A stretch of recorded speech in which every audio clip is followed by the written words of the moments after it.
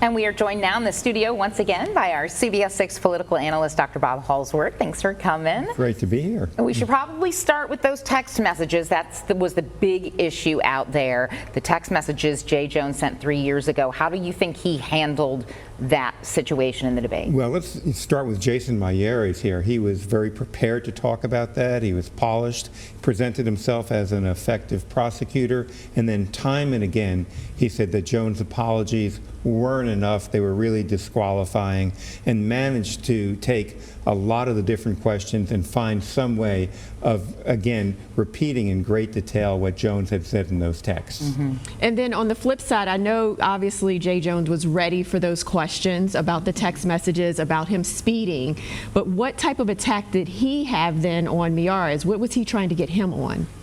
Clearly what Jones was trying to do was to basically say, this election's not about these text messages, as bad as they were, that I wrote 3.5 years ago. It's about how Virginia is going to respond to Donald Trump and what he's trying to do in Virginia. And he kept saying that Jason Miyares refuses to criticize him, refuses to take him to court, as many Democratic attorney generals are doing, and that he's going to be very different, and that he's going to prosecute the case against Donald Trump as well as against criminals in Virginia.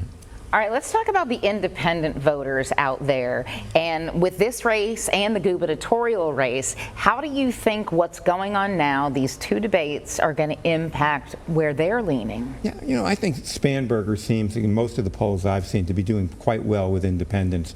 The question here is, what's that drop-off with Jay Jones? I think tonight he might have staunched the bleeding with what I would call reluctant Democrats, but we don't know about independents and whether that's still an open question. And that may have something to do with where they are. I think in Northern Virginia, maybe the anti-Trump sentiment is stronger.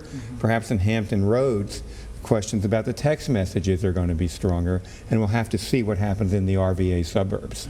Yeah, and one thing that was definitely different this go around was that you could actually hear both of the candidates. There was no over talking. They both were able to speak. What do you think that type of impact will have as far as voters? Yeah, I think the dilemma for tonight is a lot of voters didn't see it because it wasn't on television, it was streamed, but it was a great debate by comparison.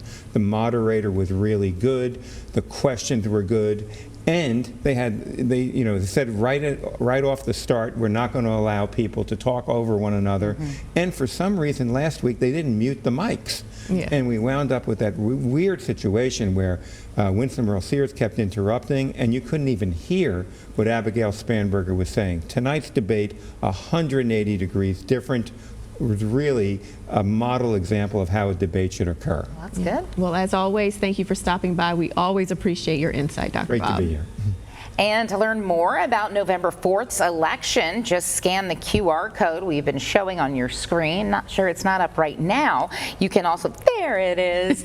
It will take you directly to our 2025 voter guide.